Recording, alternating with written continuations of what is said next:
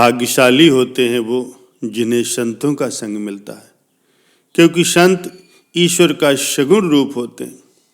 इसीलिए संतों के साथ सत्संग ईश्वर के साथ सत्संग के समान है। संत ज्ञान के अथाह सागर होते हैं।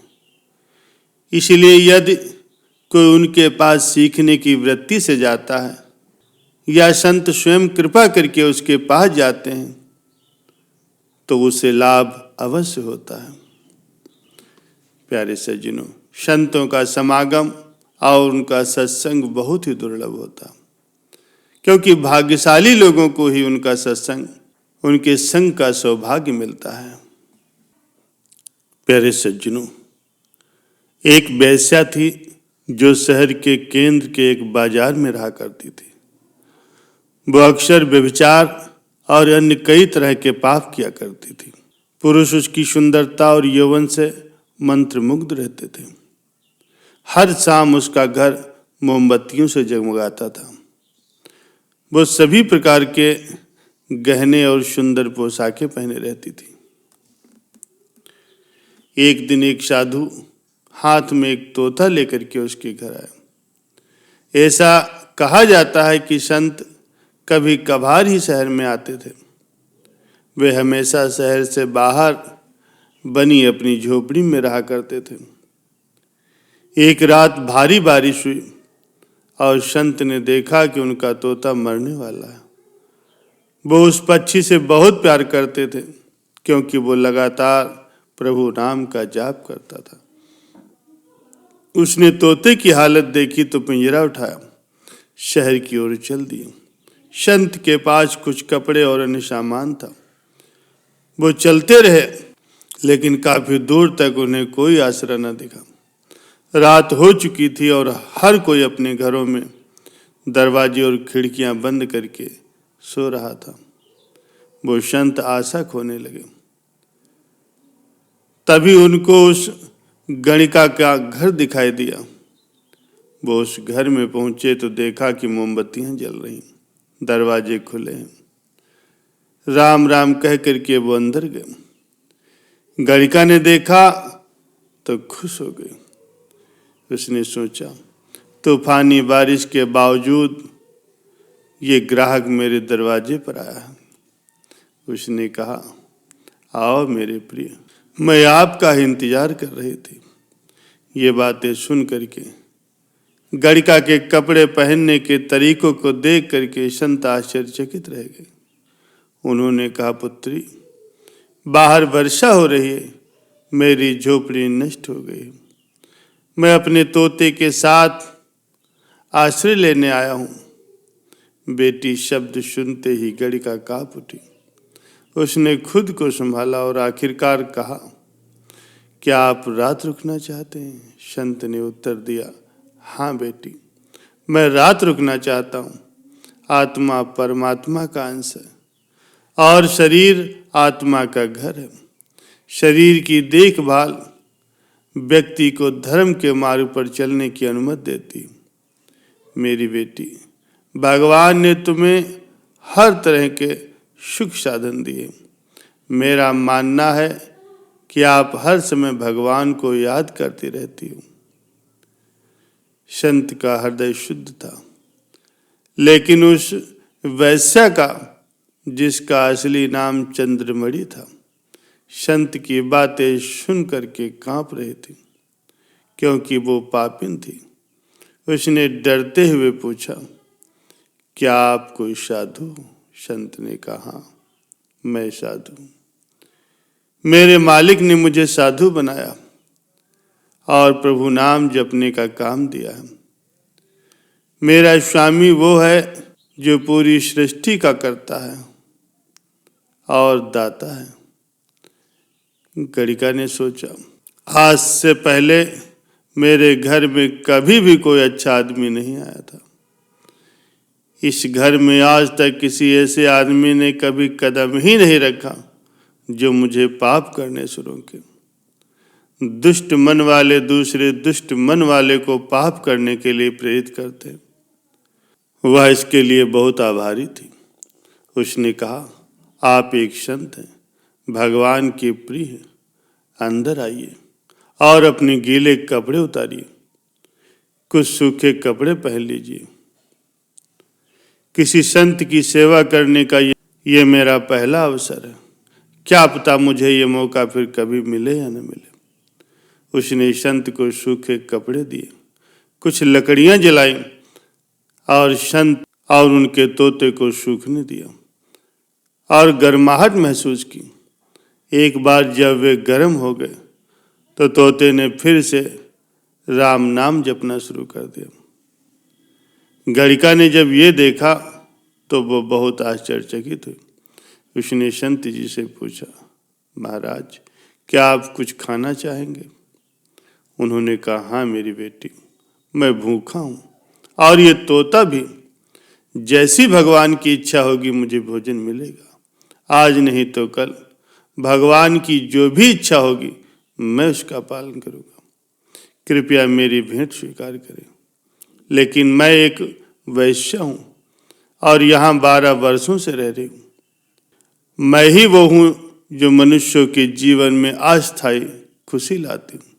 मैं पापिन हूँ और ये पापी के घर का भोजन है। गणिका ने पश्चाताप करते हुए कहा। संत ने देखा कि इस गणिका को अपने पाप कर्मों का एहसास था। उन्होंने सोचा अब इसे कुछ सलाह देने का अच्छा समय है। उन्होंने कहा, बेटी मैंने आपके भोजन को स्वीकार किया। इस संसार में माया का प्रभाव है। इसके प्रभाव से लोग काम, क्रोध, लोभ, मोह और अहंकार जैसे विकारों में फंस जाते हैं। लोग तब जीवन का उद्देश्य ही भूल जाते हैं। लेकिन जो मुक्ति की तलाश में भी हैं वो भी भगवान का नाम लेना भूल जाते हैं। गणिका ने कहा, महाराज आप सही कह रहे हो। इन लोगों ने मुझे गलत रास्ते पर चला दिया। मैं पापी हूँ। लेकिन जब आपने मुझे बेटी कहा तो मुझे अपने पापों का एहसास हो गया। मेरे घर वाले किसी भी आदमी ने, चाहे वो जवान हो बूढ़ा हो, मुझे कभी बहन या बेटी नहीं कहा। मैं ये भी नहीं जानती कि मेरे माता पिता कौन हैं। मैंने अपना पूरा जीवन ही अज्ञानता में बिताया। 2 दिन से बारिश हो रही है और जो आदमी मौज मस्ती के लिए आया करते थे वो भी नहीं आया। बातचीत के माध्यम से गणिका को कई नई चीजों का एहसास हुआ और वो बदलाव के दौर से गुजरने लगी। संत बोले, बेटी हर व्यक्ति का एक मकसद या उद्देश्य होता है और उस मकसद के साथ साथ लालच भी जुड़ा होता। उदाहरण के लिए मैं और मेरा तोता एक आश्रय की तलाश में थे और इसी आशय के लेकर के हम आपके दरवाजे पर पहुंचे थे। इस लोभ के 2 रूप हैं, एक ही संसार की माया के प्रति और दूसरा ईश्वर के प्रति। यदि किसी व्यक्ति के पास अच्छा जीवन जीने का उद्देश्य है तो वो भगवान का नाम लेगा और फिर भगवान के संतों से मिलेगा।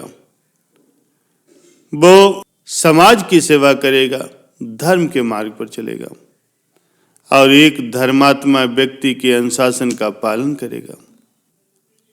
बेटी यदि तू विवाहित होती तो तू अपने पति की सेवा कर रही होती, तब तुम्हारे बच्चे होते, उनकी देखभाल करती, अपने पूरे परिवार की खुशहाली के लिए प्रार्थना करती।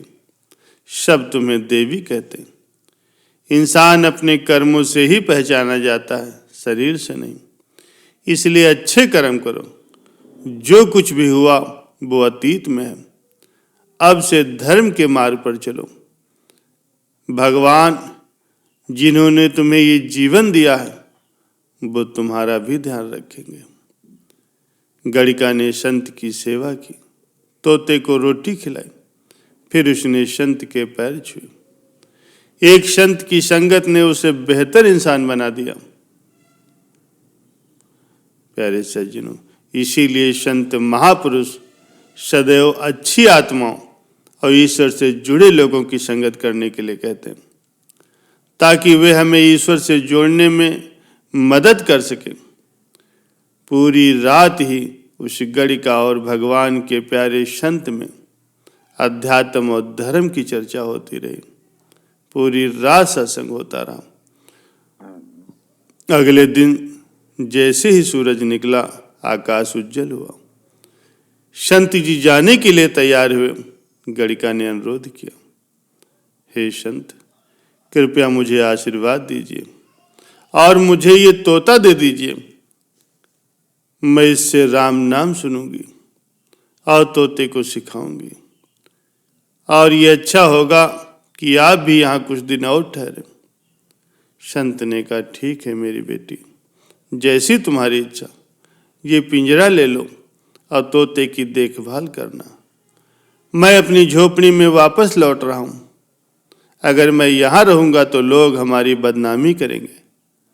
मैं चला जाऊंगा। संत ने कहा और उस वैश्या के घर से चले गए। गणिका प्रतिदिन ही उस तोते से राम नाम सुनती। इस काम में वो इतनी तल्लीन रहती कि दिन रात ही तोते को राम नाम जपना सिखाती और खुद राम नाम का जाप करती। अब वो व्यभिचार में लिप्त नहीं रही। पुरुषों ने उसके घर आना बंद कर दिया। पूरे घर में ही राम नाम का करंट दौड़ रहा था। वो कई कई दिनों तक बिना भोजन किए रहती, लेकिन फिर भी राम नाम जपा करती। गणिका की भक्ति को देख करके भगवान प्रसन्न हुए।